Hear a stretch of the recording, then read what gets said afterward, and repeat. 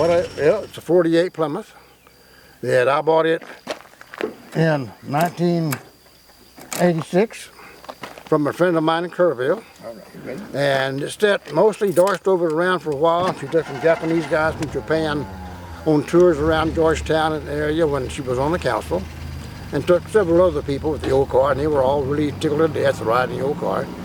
And then a friend of mine, whose brother-in-law was a big photographer up in New York City, came down to shoot the bluebonnies, and we took him in it, and he was just thoroughly impressed by that. And we took him over to Louis Mueller's and fed him barbecue, and took him out by Lake Travis, where all the good views are of the lake and the bluebonnies. And he was impressed. And then most of the time they sat in the garage because we got a dent in the door, and the Doris didn't want to drive anymore. And it sit in my neighbor's garage pretty well. I drive it on the weekends to a club meeting or so for about 20 years, and I retired. I pulled the engine out of it. I cleaned the frame, painted all the frame, top, bottom, and all. I rebuilt the engine completely, modified it with dual carburetors and dual exhaust, a mild cam, an HEI. I mean, a lot of other stuff. They milled ahead and all. And then a friend out in New Orleans that used to live in Georgetown, we'd always talked about going to Bonneville. So in 2007, we got in this old car and took all my tools. I thought, man, we got to rebuild this thing. I had an extra oil pump, fuel pump, water pump, anything that bolted on the outside, I had a spare. And it ran like a clock all the way. We went out to Reno for hot August nights, and then on to California to see some friends of ours in Grass Valley and Folsom. Then up to Bonneville Salt Flats, where I drove through the salt water and took all the paint back off the frame that I'd put on just about.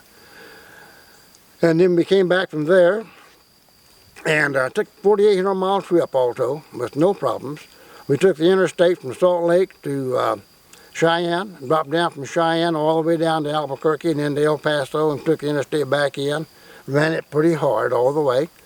And I got disc brakes on the front before we went, and a Dakota rear end, because it's a 355. It brought the ratio up so that you can cruise at 70 without exceeding the rev limit of the engine, which I do quite often, because the sustained speed is supposed to be 80% of the rated horsepower speed, which is 3,600, and I generally cruise at about that speed, so 80% is kind of back down, far down, And it needs a new interior, pretty bad. It's original, it's in the car.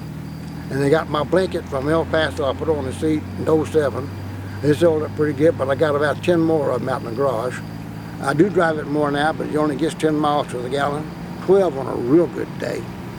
And at the price of gasoline, it's okay if we're going out on a Sunday afternoon and goofing off and all, but you can't.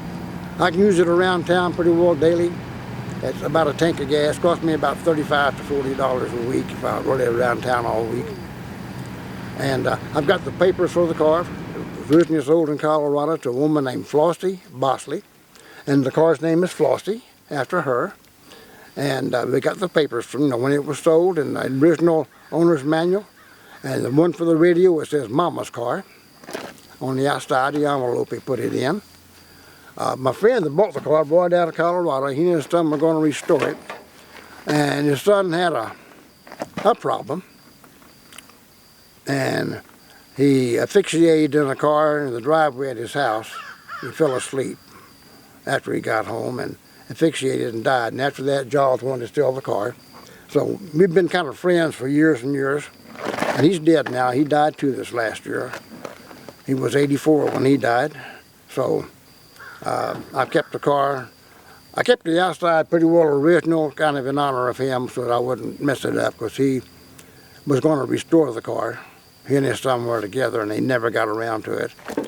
And I saw it in the light, the overhead ultraviolet lights, and I thought it was a better car than it was. I thought it was a number 1. It looked like in the semi-darkness, and it was really a number 3. I paid too much money for it, but I only paid $2,400, so really it wasn't too much. And I've got more than that in the engine, and so it's just a fun car to drive. And there was some rat rods out on the Bonneville Salt Flats that had salt all over them. I mean, they'd been out doing donuts in the wet salt.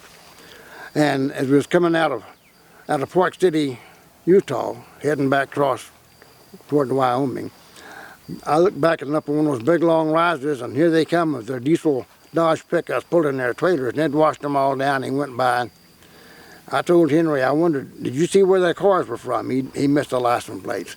So about 2 rises later, I decided I was going to pass them, and I passed them at 85 going up a big long rise. I think it got their attention, and they were from Colorado. Why they didn't drive them out there, I don't know.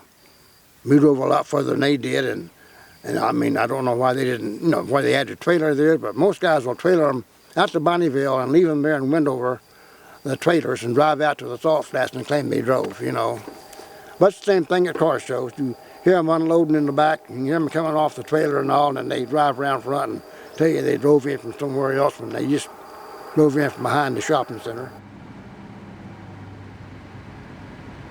Well, this car, what's unique about it is the front shocks go between the lower A-arm and the upper A-arm, so therefore they're pretty ineffective, which causes the car to have a very soft ride and be a floater.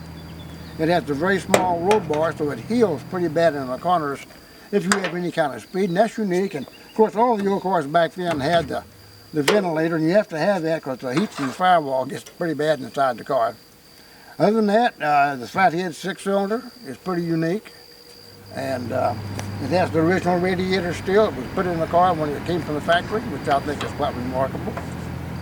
And the front end's never been rebuilt, and it drives.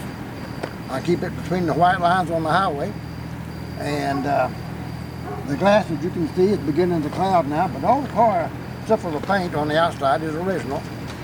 And on the interior, everything's original. As you can tell, it's really worn out. What's unique about this car is mainly it's mine. That's what makes it mostly unique.